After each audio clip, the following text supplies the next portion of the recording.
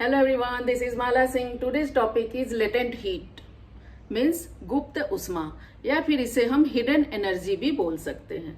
तो अब हम इसे समझने की कोशिश करते हैं।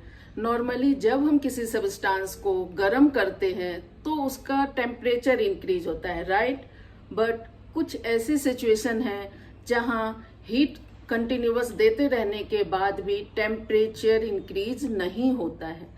फिर उस टाइम का टेम्परेचर इंक्रीज क्यों नहीं होता? क्योंकि उस टाइम जो हीट हम उसे कंटिन्यूअस दे रहे हैं उस सब्सटेंस को, वो इन्वॉल्व हो जाता है मैटर के फिजिकल स्टेट को चेंज करने में, राइट। और उस फिजिकल स्टेट को चेंज करने के बीच ड्यूरेशन जो भी अमाउंट ऑफ हीट कंज्यूम होता है, that is called latent heat. तो हम इसे डेफिनेशन के थ्रू समझने की कोशिश करते हैं। Amount of heat required to change the phase of a substance is called latent heat. वो हीट जिसे सब्सटेंस के फेज को चेंज करने में जितनी अमाउंट ऑफ हीट की जरूरत होती है, that is called latent heat. ये दो टाइप के होते हैं, latent heat of fusion and latent heat of vaporisation. Latent heat of fusion क्या होता है? जब किसी मैटर का सॉलिड स्टेट से लिक्विड स्टेट में कन्वर्जन होता है तो उस टाइम कुछ एक्स्ट्रा हीट की जरूरत पड़ती है फेज चेंज करने के लिए, that is called latent heat of fusion.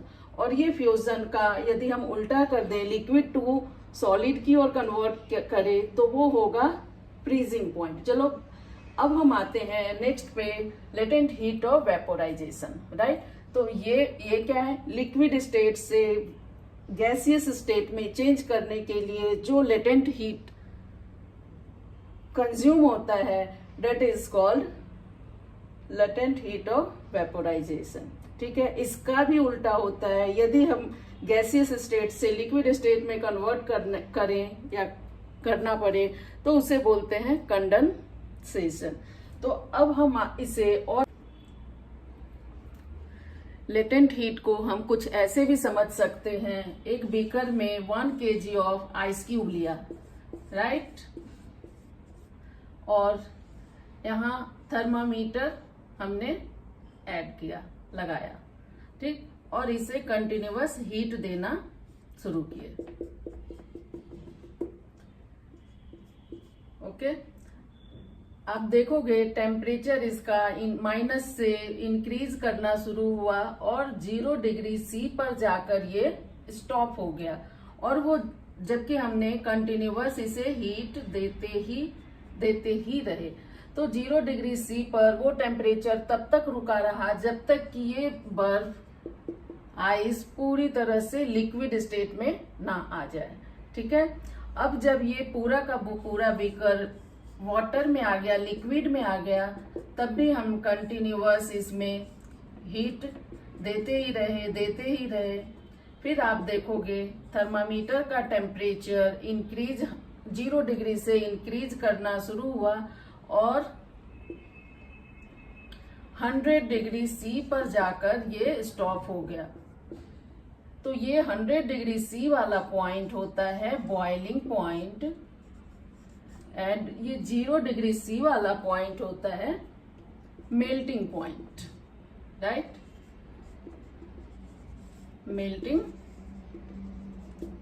Point. इसको हम ग्राफ के थ्रू भी ऐसे समझ सकते हैं, जब हमारे पास आइस सॉलिड स्टेट में था, आइस सॉलिड स्टेट में थे, राइट, और जब हम इसे हीट एनर्जी दे रहे थे कंटिन्यूअस, तो उसका टेम्परेचर थर्मामीटर में इंक्रीज हो रहा था और 0 डिग्री सी पर जाकर स्टॉप हुआ, राइट। और कंटिन्यूअस हम एनर्जी इंक्रीज करते गए, हीट एनर्जी इंक्रीज करते गए, फिर भी वो स्टॉप ही रहा, टेम्परेचर इंक्रीज नहीं हुआ।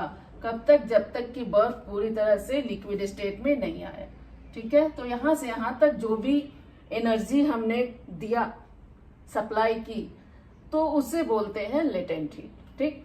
अब जब ये पूरी की पूरी बर्फ लिक्विड में कन्वर्ट हुआ, पानी में कन्वर्ट हुआ, फिर उसका टेम्परेचर इंक्रीज करना शुरू हुआ और ये थर्मामीटर में आप देखोगे 100 डिग्री सी पर जाके ये फिर से स्टॉप हुआ, राइट।